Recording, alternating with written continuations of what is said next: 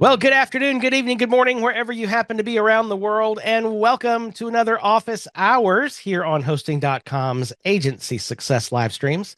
My name is Nathan Ingram. I am the agency trainer here at Agency Success, and so glad you've decided to come and spend an hour with us today as we are talking about all the things that drive us crazy. Right? It's been a bit of a week for those of us doing web development, a few outages, a few bits of news that we'll get talking about here just briefly. As always, you can ask your questions using the link that is in the chat. Um, you can also just go to wpnathan.com at any time and click the green button at the top right and ask your question. That'll get it in the queue, and we take those questions roughly in the order that they are received. Looks like we have 7 questions in the list now, so still plenty of space for yours. So let's start out with just a few bits of news of things that have happened in the last week that I think are important to those of us who are doing web work with clients. Let's get started with this one. I don't know if you saw this. This was right at the end of the week, beginning of this week. There was a huge, huge attack on Microsoft Azure, 15 terabits per second. I can't even comprehend that amount of data happening that quickly. They were using 500,000 different IP addresses, and it was a distributed denial of service attack against Microsoft's Azure infrastructure. I don't. Sue is asking, was there a reason? I don't know that that's been given. I'm going to drop the link in the chat just in case you'd like to read this. It was certainly a same. It was certainly a botnet attack, but yeah, quite a bit of news there. So some good details there. It's the world we live in, folks, that we're going to have these outages. Speaking of which. Did anybody hear about the Cloudflare outage this week? That might have hijacked our day earlier on this week. Not a fun Monday. Or was that Tuesday? This week is a blur. Yeah, it was not good waking up and discovering that sites are down. And not only that, our uptime monitor was also down because it was using Cloudflare's resources. So thankfully, it only took a couple of hours to get things back to normal. But this is an interesting story on how this happened. It was a single settings change as they've done the autopsy on this. Let me just give you the link here in the chat. This is the Tom's Hardware article. There are many, many articles about this out there, as I'm sure you can imagine. But a single configuration file setting messed up the settings that are attached to the bot monitoring capability of Cloudflare, which is one of the strengths of Cloudflare. Like, it has about 20% of global internet traffic, and so it can pretty quickly learn what is bot traffic and what is not bot traffic. And that core piece of Cloudflare's infrastructure got messed up by this settings change that started causing a bunch of values to be written to a configuration file. That goofed up the botnet settings, which then had a cascading effect downward on all of the other Cloudflare services that rely on it. And as a result, the whole thing went down, or it was up and down for a few hours. So not great if you have your sites under Cloudflare. I will say this doesn't happen very often. And so I've seen, my goodness, I've seen some posts that just made me laugh in various social media groups about what are the options for cloud, alternates for Cloudflare and so forth. I'm like, well, you could change, but this is not a very normal thing that happens. And probably if you pulled your sites out from underneath Cloudflare, you wouldn't have as good of protection, especially at the cost, which is generally free, that you have with Cloudflare. And also, this doesn't happen very often. So, like, why would you make this change? I even saw one. This is the post that made me laugh the most because it was in a WordPress group that is particularly attuned to lifetime deals. And the person was like, Is there a lifetime deal out there that could let me replace Cloudflare? And the answer to that is no. No, don't do it. So this was an unfortunate day, and we did send out an email to clients letting them know. None of our clients realized it and reached out, which was good for us.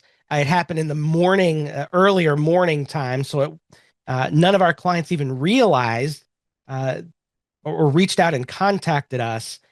So that was good. But we did send a proactive email later on that morning, late morning time, just letting our clients know, hey, this is kind of what happened. This is what we did. There's nothing you need to do, etc. So that's good. And we only had one response back from any client on that email, just thanking us for having our finger on the pulse of what's going on. So that's a good thing. Although this was not a great thing with Cloudflare. So um, this is a post on X from Dane Connect. I probably didn't pronounce that correctly. Who is I believe the CTO of Cloudflare. He's in the leadership of Cloudflare, and this is an excellent. This is a master's class, really, on how to respond to an issue like this on social media. I won't mince words. Earlier today, we failed our customers and the broader internet when a problem in Cloudflare network impacted large amounts of sites. He goes on to talk about how transparency is important. They're planning to share a breakdown, and they did a full postmortem on what happened in the event. A latent bug in our service underpinning bot mitigation capability started to crash after a routine configuration. He basically explained it, and look, they've made some systemic changes in the way those files are processed. If you can go and read the full postmortem, it gets a little technical, but seems as though they've made changes as best they know how, so that this sort of thing doesn't happen again.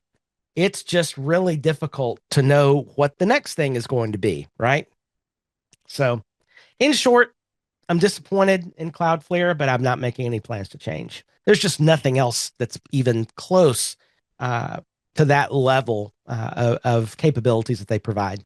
Anyhow, any other ideas, thoughts, and comments on Cloudflare? You can drop them there in the chat. Okay, here's another one. How many of you saw this one? This was something that made me scratch my old bald head this week. Adobe to acquire SEMrush. This was interesting. Not the two things that I would normally put together. Although the best explanation of this that I've seen, obviously from somebody not on the inside and just making guesses, is Adobe has a really large enterprise offering, particularly with their Adobe Experience sites. They might be integrating this SEO tool into that enterprise level offering. So yeah, that's the best guess that I've seen. It's odd because SEMrush is one of those tools, like it's associated with, I don't want to say old school SEO, but it's certainly focused on the way SEO has always been. And I'm not sure that's how SEO is always going to be, right? So I don't know. It's an interesting pairing here, and I guess we'll see what Adobe plans to do with it. It is quite something. Anybody using SEMrush right now? It's a little pricey. Okay, a couple of little extra things I want to mention. I mentioned this briefly in the pre-show. I'm really happy to tell you, especially those of you that have been with me for a while, that we will be doing in some iteration the starter site content that we typically do in December, or we've done at the end of the year in previous years on other platforms. Now, with the one caveat that this will be 2 hours of content versus the previous 4 hours of content. So it's going to be shortened a bit, but we will be covering the core components of creating a starter site. Now, if you haven't been with us for these before, let me just encourage you that these are usually some of the most popular things that I do in on a yearly rotation.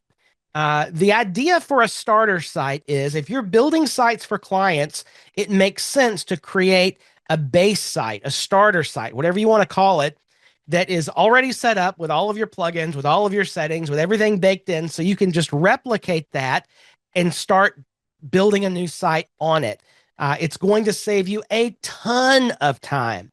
And so we're going to be doing the core of the starter site course free let's see, it's going to be December the 2nd and December the 16th. Yeah. So Tuesdays, 2 weeks apart. So the first one's coming in just a couple of weeks. That's December the 2nd, Tuesday at our regular time. In this session, we start from scratch. We're going to install WordPress fresh, and there's a good reason to do that for every starter site. Then we're going to unpack the WP config, and we're going to look at how to set up all the sorts of settings that you normally have to do on every site. Set it once so you don't have to do it again. So at the end of this first session, you'll have a great, clean installation of WordPress. And what I plan to do is give you a little homework to do on the other end of that, of things that we would have talked about in additional hours in the old versions of this course. Setting up certain pages and that sort of thing, so that you'll have a to-do list going out of that. Now, the second live stream, the second hour, we're going to be starting or dealing with the importance of creating an MU plugin to hold your snippets and why that's important. Then we're also going to look at some of the foundational plugins that I use in my starter site that I'd recommend that you use as well. So at the end of all of this, you'll have you'll still need to do some tweaking and customization, obviously, to fit your particular likes and tool set and so forth. But you'll have that really solid starter site that you can use to replicate for future live streams. So if you'd like to register for this, as usual, all of these things are in our upcoming links. I've just dropped the link bundle in. You can always find all of our upcoming live streams at upcoming.myagencysuccess.com. That gives you this link tree, and you will find these two starter site live streams right down there at the bottom. So join us for those. Those are always a lot of fun. I imagine we're probably going to run a little over an hour for those, but I'm happy to do it. All right, so a lot of good stuff coming up here. Let's see. I think we got everything in the chat. All right, well, let's get started then, shall we, with some questions. And let me invite you again, if you've not yet asked your question and you have one, the link to do so is in the chat. We are up to 9 questions right now, and we will start with a question from Class. Hey, Class. All right, Class says, a question is about running WP and plugin updates and load on server. Let's say the site has 9 plugin updates and 1 theme update. The dashboard lets me check all 9 updates and run them. It looks like they're running sequentially from the dashboard, but is that really so? Or does selecting all updates actually put more load on the server than if I ran them one at a time? So it probably wouldn't have much to do with workers. It's probably just one PHP worker that's going to handle this. But they do run sequentially, as I understand it. It's one at a time. So I don't believe it runs. Now, I could be proven wrong by this, but I am virtually certain that they run sequentially. Thank you, Terry. Yeah, Terry confirms that. Yeah, so, and here's the thing, like if your server slows down because you're running plugin updates, time to get a new server. You need a server with a little more power than that. Now, where you can find things running sequentially is if you're using a dashboard like Manage WP or Main WP or iThemes or Solid Central, those sorts of things. And they will often go out and hit multiple sites at a time and start running updates. And so, you might have 10 sites that are trying to download and update things. And if you have a lower powered server, you really could see, there's a slowdown to start, which is why we recommend running plugin updates outside of normal business hours if you can, if you're using, bulk updates like that. Class, does that make sense? Anybody else have follow-ups on this one?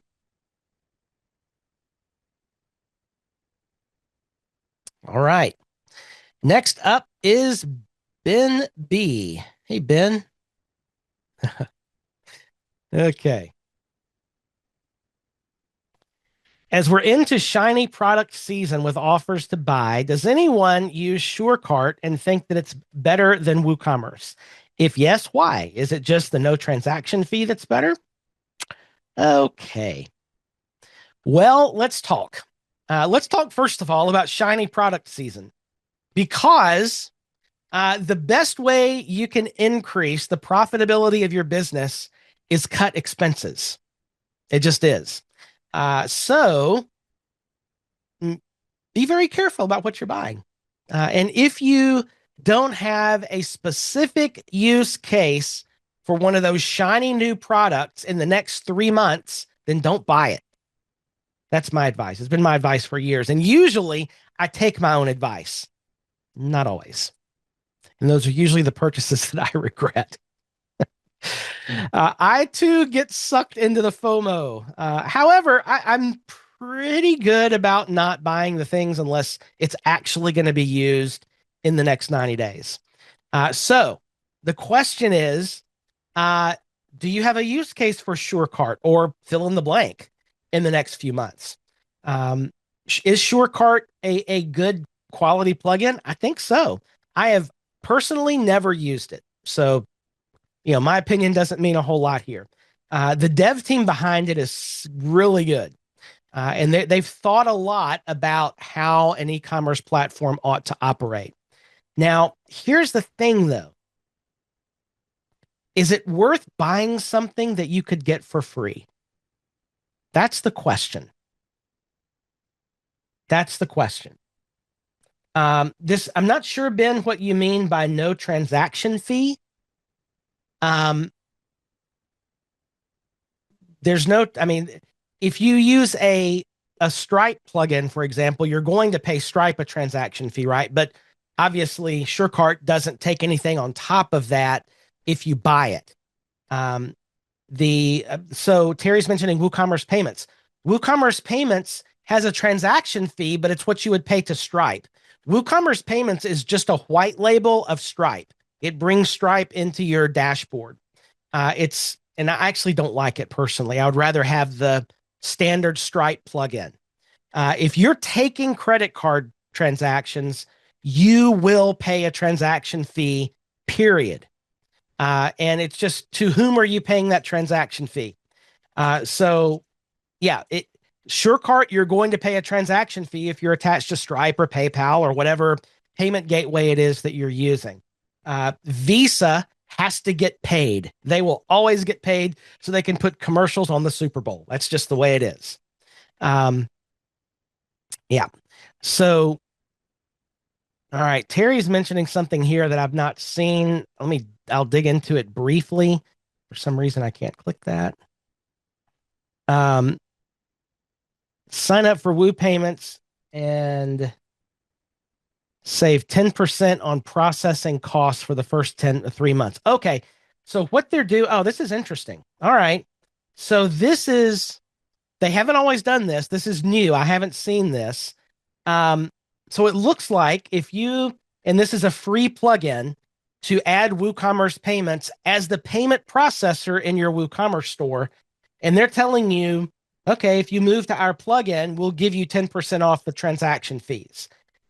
So again, what you have to realize is WooCommerce payments is just a white label of Stripe, and they're incentivizing you to use their plugin because Stripe has a deal like for if you use for high volume transactions or people who are processing a high volume of transactions, Stripe will give them a piece of the action.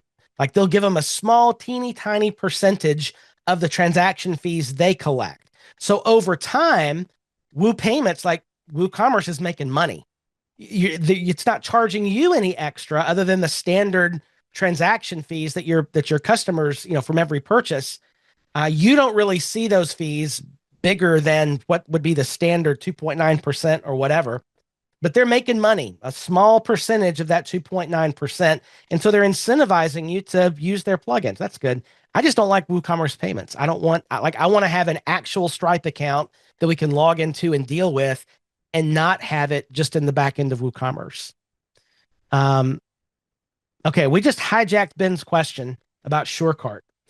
Sorry, Ben. Um, I think it's good. I think SureCart excels. Like it does.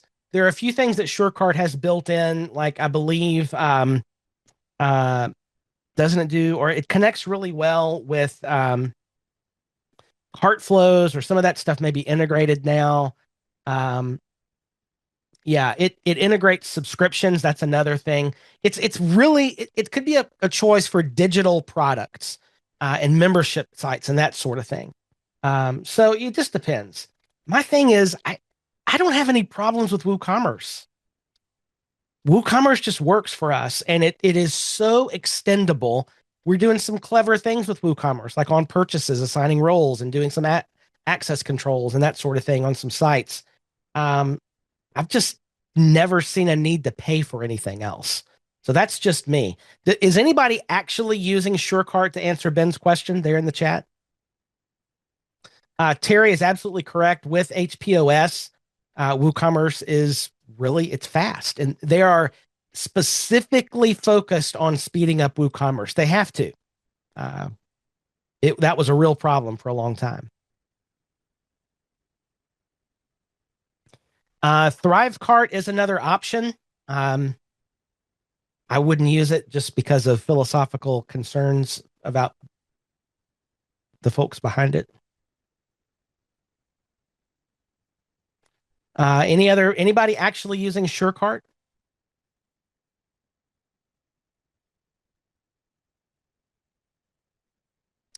Oh dear.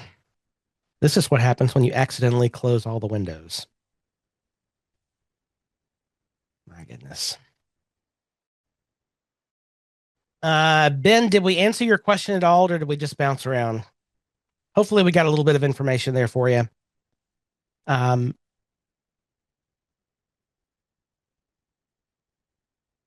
Okay, let's move to the next question.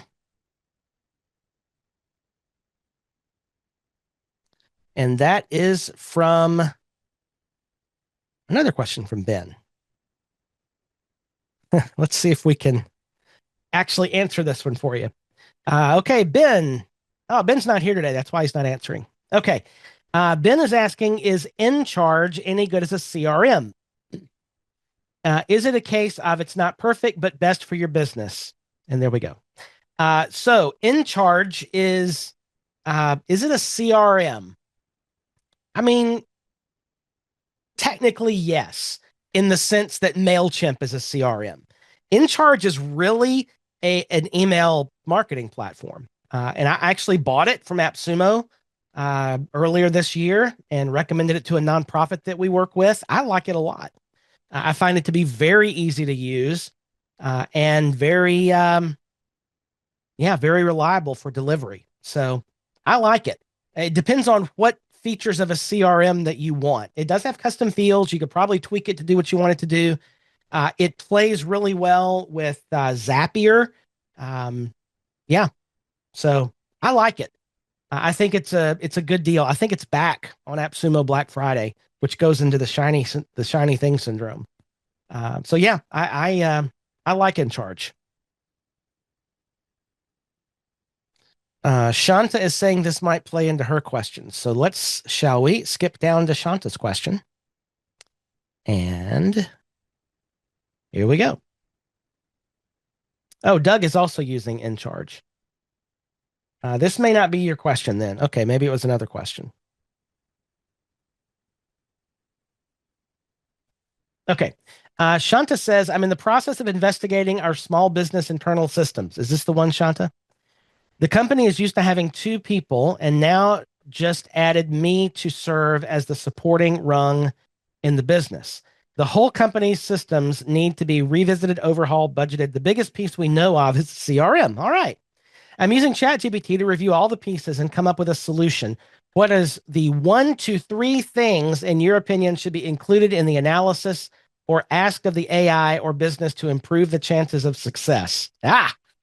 Um, Shanta, did you use AI to write that question? That's what I want to know.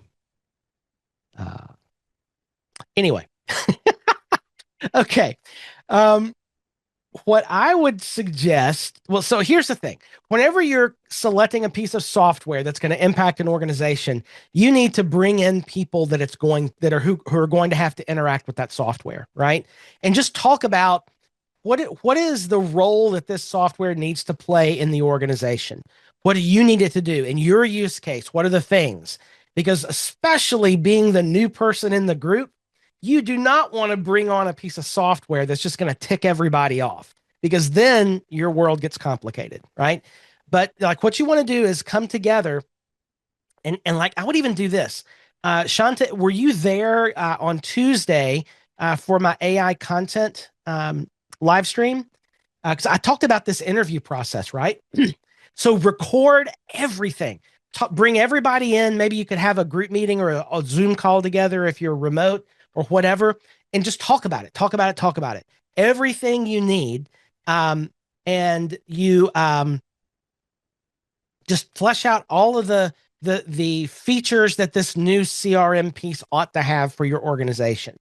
And then drop that into ChatGPT and let it start to build a requirements list. And then here's the fun part. With the paid version of ChatGPT, you can go in. How did I get logged out of this? Just a second. You can, here we go. I got to get logged in. You can use deep research to, I can't get logged into ChatGPT. Anyway, use deep research to unpack your list of requirements and go find the ones that meet that requirement. Deep research will go do a deep dive, checking out all the competitors and assessing their different features and giving you some recommendations. Yeah, so that's the direction I would go with it. But those conversations are critical, right? With the people who are going to have to interact with it. Bring everybody in, or even do individual conversations, but just record it, get the transcript, and that becomes context for ChatGPT to help you make this decision. Yeah. Very good. Well, that sounds like a fun little project, actually.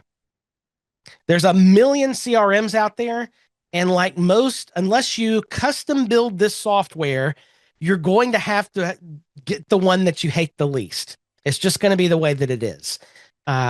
Big bundles of software like this, big solution tools like CRMs or like project management tools and everything else, right? Or accounting apps. It's probably you're probably not going to have any one that's going to check every single one of the boxes. There's always going to be likely something that you're going to have to decide to, to make it work this way, to work around, or to live without, or whatever, unless you write it yourself, which is probably not a good idea. All righty. Next up in the list is Doug. Hey, Doug. Doug asks, have you noticed any changes in Google Analytics 4 recently? Across the board with a sample of 6 client sites today, sessions up 35%, users up 14%, views down, engaged sessions up. That's weird. Desktop is up to 75%. Doug, is this site behind Cloudflare?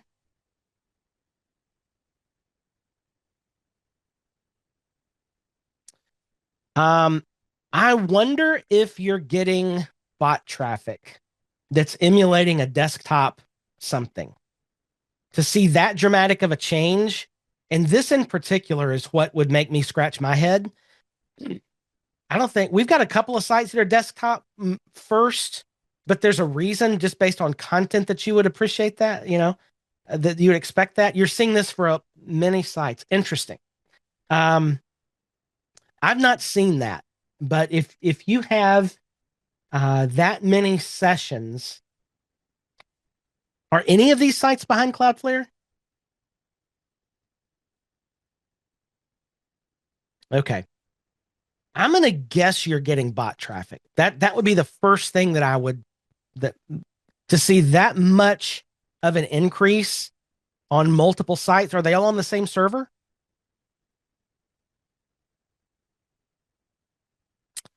Yeah.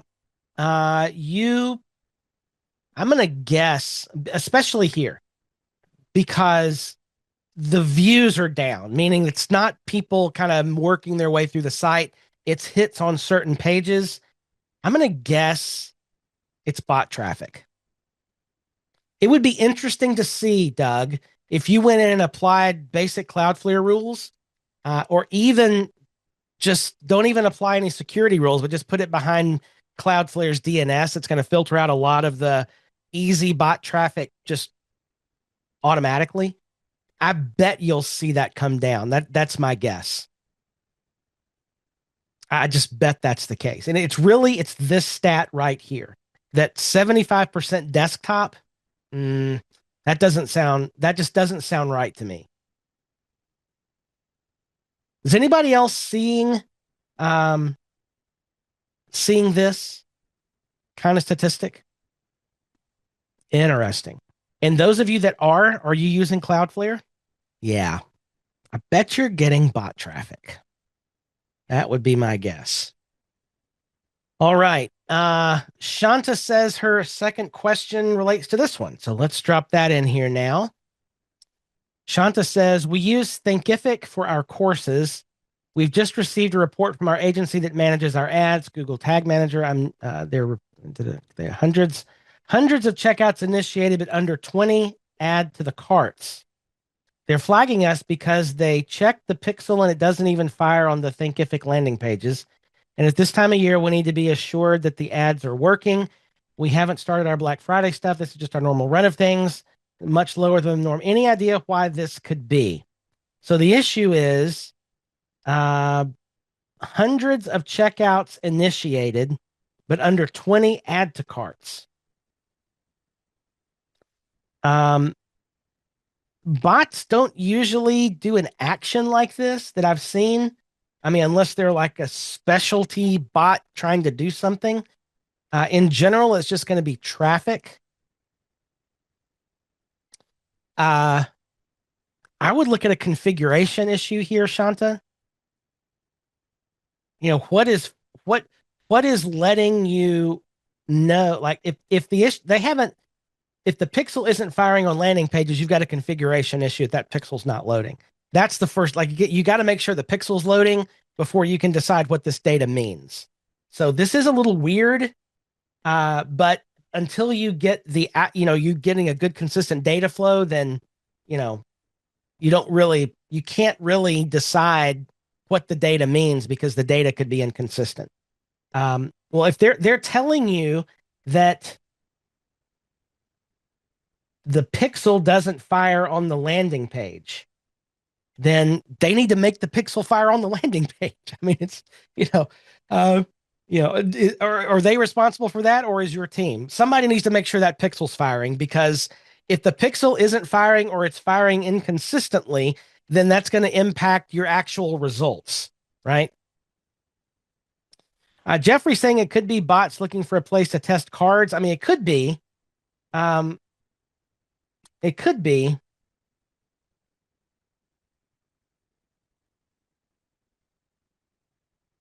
But the bottom line is you don't know any this end result of hundreds of checkouts and under 20 add to carts.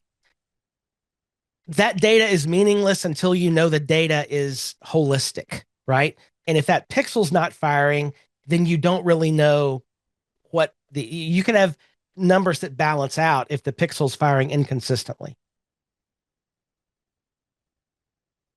That's a good question from Melanie. Are you running some sort of cookie plugin, Shanta, on the site that would be blocking third-party cookies and pixels? Because if so, then it's really hard to get any analytics at all. A CAPTCHA probably is not your issue. My guess is you're getting inconsistent data because there's something wrong with the pixel.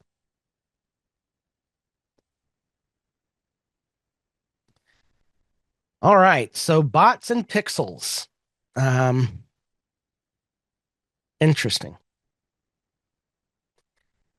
Going back to where we started off here with Doug, back to these weird statistics.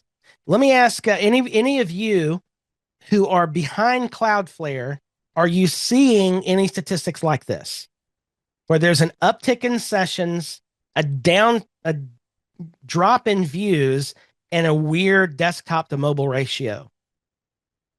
If you're behind Cloudflare, are you seeing this? That's the question I have. All right. Next in the list is Doris. Well, speaking of Cloudflare, Cloudflare, this question might be answered before you get to this one. So we're setting up a new account on Cloudflare for a client on Sunday. Everything went fine until she had to verify her email address. On Monday, and before I learned of the outage, she repeatedly requested the verification email, and either it doesn't arrive at all, or when she gets one, it tells her the link to verify is no longer valid. We waited 2 days to try again. This time it worked. She sent me a screenshot of her Cloudflare account that shows the email is validated. Half an hour later, that disappeared, and her profile again said the email is not validated. We cannot proceed with transferring her domain registration until it happens. Is this probably fallout from the problem? Should we give it more time? This should have been all resolved by the end of the day Monday, Doris. I mean, there might be some weirdness. I would, try just delete everything and start all the way over. Maybe there's something weird with how you set it up, and it's got some vestigial things hanging around. If all this happened during the outage, certainly initiate the email request again. It shouldn't be any. There should be no more lingering effects on Cloudflare at this point. I've been in and out of Cloudflare all week without any issues.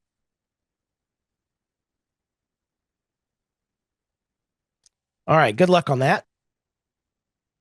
All right, 5 questions in the list. If you have a question to ask, the link to ask it is there in the chat.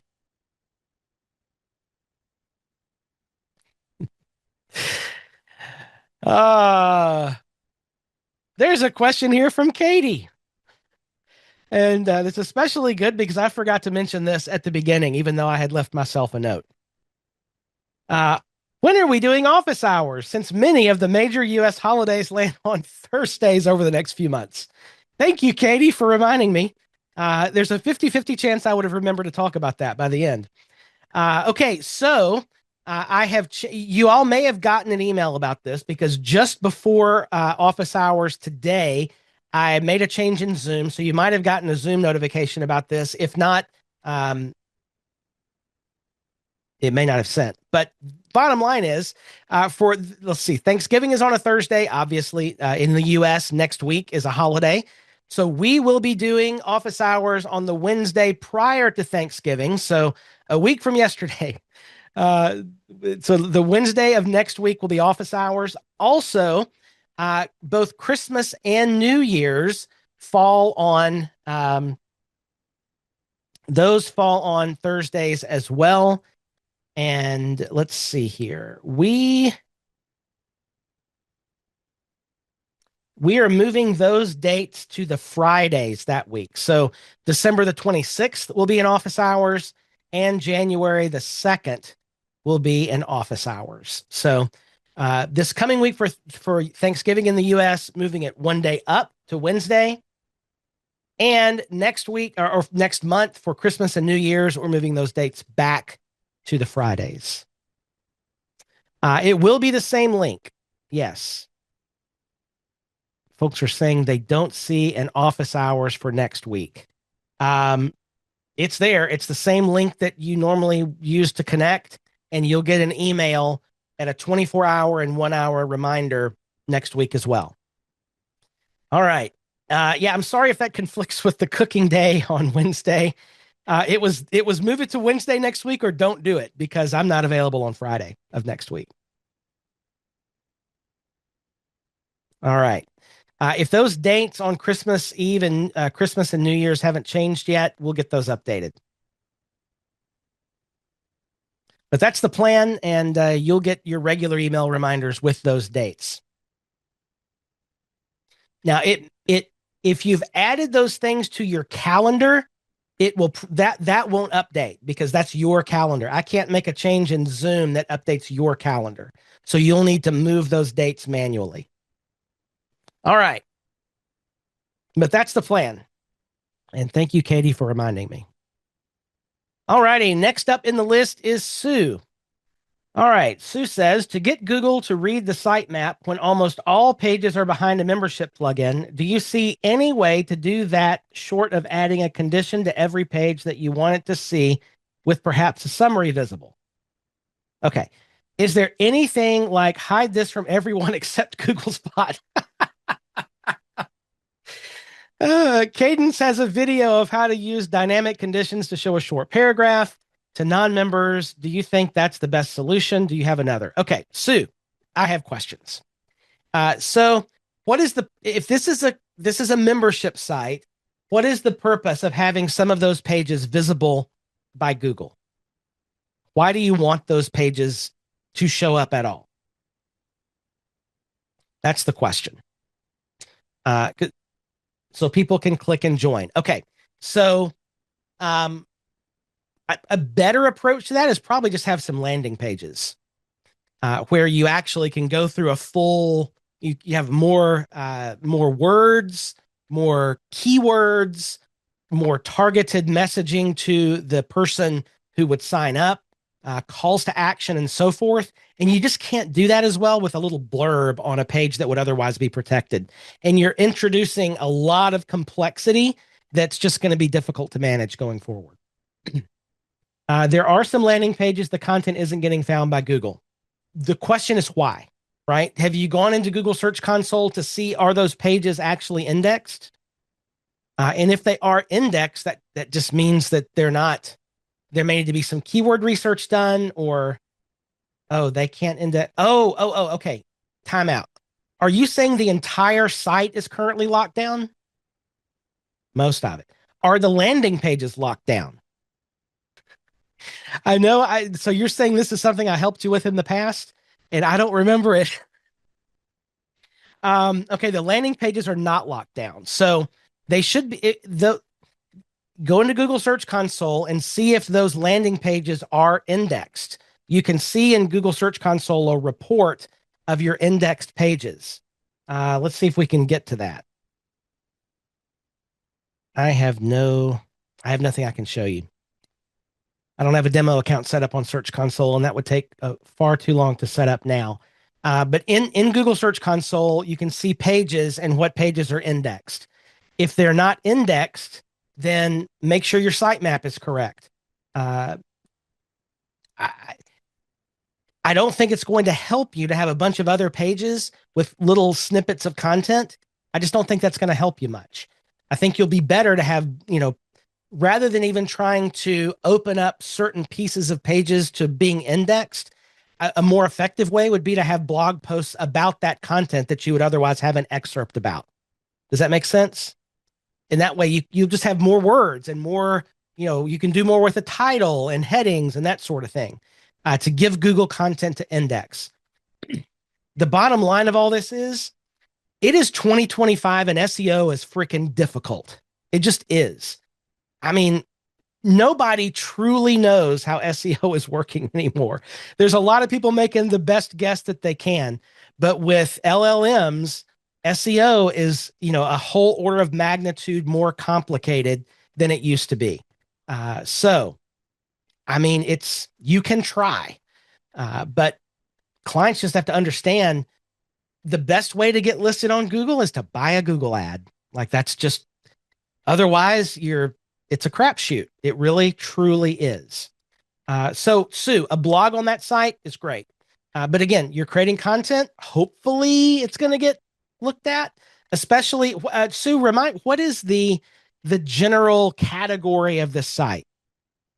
Oh. Okay. Yeah, I don't want to know about that. It's one of those sites.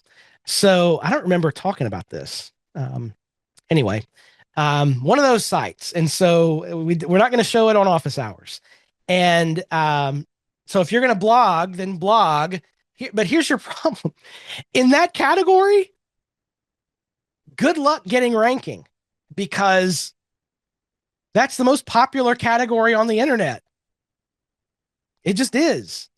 So I don't know. Even if you make a blog about it, I don't know that you're going to get rankings because the competition is so fierce. Oh, it does. Okay, so if there's a niche thing about this site, then writing niche content, you know, uh, very targeted content to just that, whatever they're doing. And we'll move on. Okay. Thank you, Sue. That was fun. Next. Next is, hey, Terry. Terry's next. All right. All right.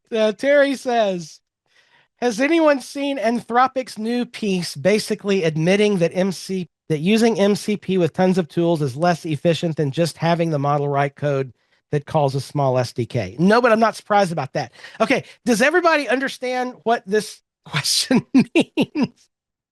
So Anthropic is talking about okay, an MCP is like a translator. It's a piece of middleware that sits in between the LLM itself and an application. It's like a translator to get answers in and out of an LLM. So MCP is the new buzzword, Model Context Protocol. It's the thing, for example, that's going to let you, with a text prompt, do things in WordPress, right? Like change the stock of this product to 10, right? The MCP takes that, like it translates the text into this is how I get it done in a WordPress environment, and then something executes it, right? It's the thing that sits in the middle that connects the AI activity with what the words actually are. So anyway, Anthropic, which is the company behind Claude, I saw this headline, Terry. I did not read into it, but yeah, and it makes sense that MCP is less efficient than just going directly to the LLM because it's an extra step, right? So you're saying it's funny because it ends up sounding a lot like WordPress. You have a core platform, then specific plugins and snippets of codes that do focus jobs instead of one giant monolith doing everything. Curious what you think about this back to plugins direction. So obviously I haven't read this or watched the video. I think it wouldn't be surprising to me if that's the direction everything moves on. Like you've got this massive thing like Claude, right? Or Anthropic's API accessed large language models, and then having a highly specialized translator in the middle that can do, grab the power of this and implement it over here. That does sound interesting.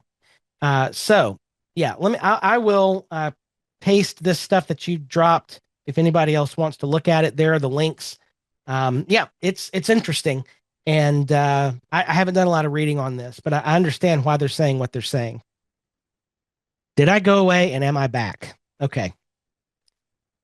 I'm having keystroke issues because I just logged out of my computer. I had to log back in. Oh my. It's going to be one of the rest of the day here. All right. Beth Livingston is next. Beth Livingston. All right. And by the way, if you just got lost in that alphabet soup, don't worry about it. It's very much a high precision nerd level conversation that if you get lost in it, it probably doesn't pertain to exactly what you're doing anyway. You can certainly learn it and get into it, but if you're using AI with just a tool like ChatGPT or Claude at this point, it doesn't really impact you. So if your head is exploding, it's okay. All right, Beth, I'm in the process of moving to hosting.com as we speak. Very good. Beth, what are you moving into at hosting.com? Which product are you moving into? She's getting rid of some things and looking for Black Friday deals. Did I hear you say that if you set up Cloudflare properly, you don't necessarily need a security plugin? I've been using WordFence and I want to get rid of it, but I don't want to use solid security for various reasons. If I need a plugin, can you query the group to ask what others are using? Okay, so let me clarify. When I talked about if you've set up Cloudflare properly, you don't need a security plugin for the things that Cloudflare is doing. Okay. Which, if you follow my train of thought, is, all the network level IP blocking, bot behavior blocking, all that stuff should be done way up here at the network level and not down here at the WordPress level, like a lot of security plugins want to do it. It's very inefficient and ineffective to do that stuff um, at the WordPress level. Okay, better done at the network level or at your host. And hosting.com has a really good network a security system in place that does a lot of that. Now, we still use Cloudflare at the network, and we have a secondary at hosting.com, secondary security layer. So what does a WordPress security plugin need to do? And I've talked about this. I don't want to belabor this because I've talked about it frequently in the past several weeks. But you want a WordPress security plugin to do user security, login page security if you're not using Cloudflare, like having a CAPTCHA on the login page.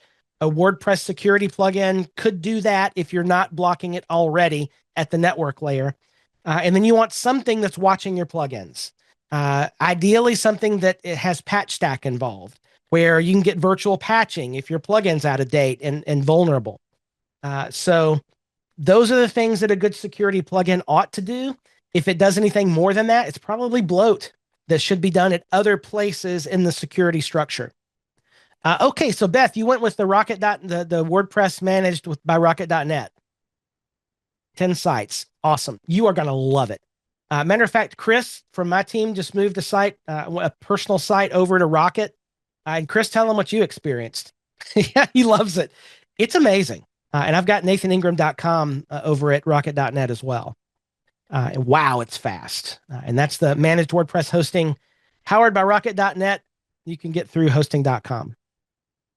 Half price for a year. Yep.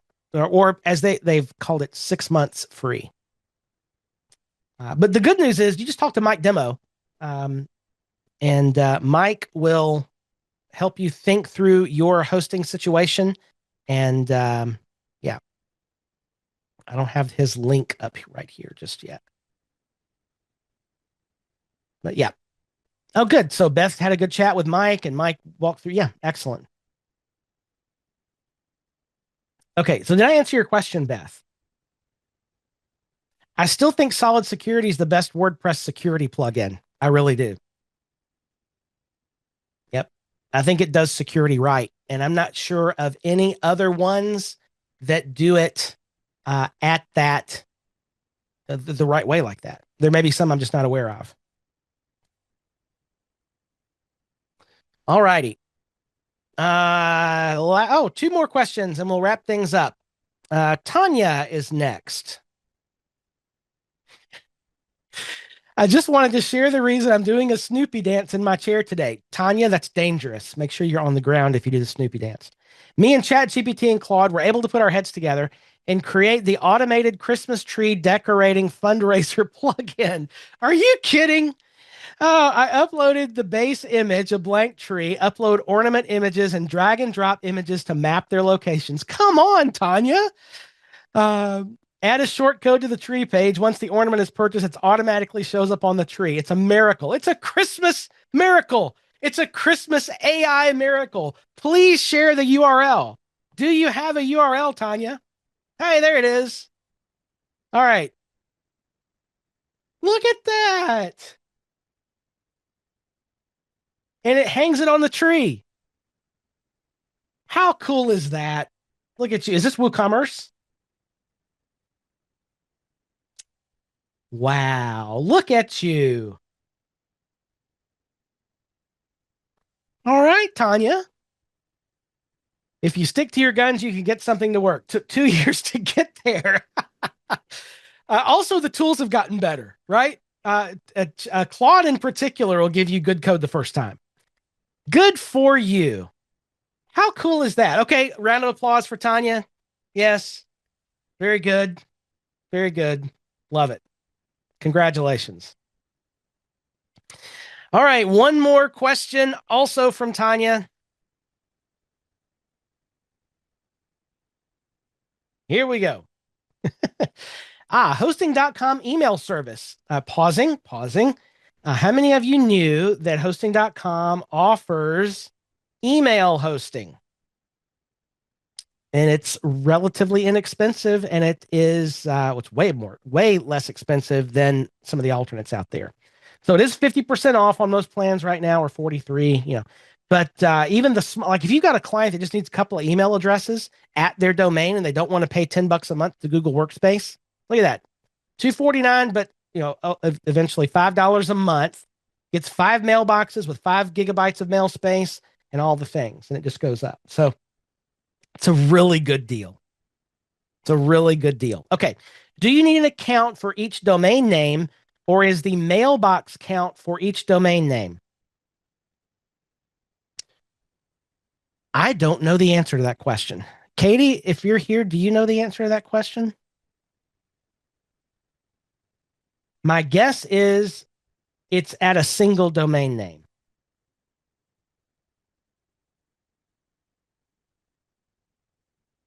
And does it include aliases? That's also something I don't know.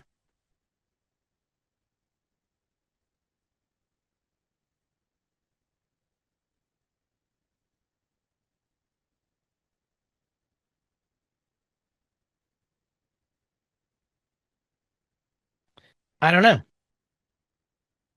Let's see if something's in the knowledge base. Wow.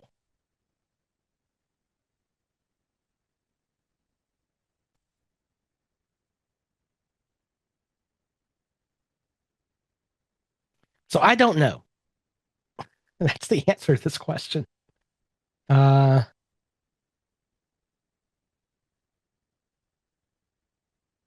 Yeah, we're getting into cPanel answers. So I don't know the answer to that question. I don't know the answer to either of these questions, Tanya. So, do you know how to find the answer to this question? You click the chat with us button right there, and you ask the nice salesperson who will answer your chat, hey, what about all these questions? So right there, grab sales and ask your question, and they will give you that answer. I would imagine that for people who know what they're talking about, it's a very quick answer. That would be a subset of people that excludes myself. All right.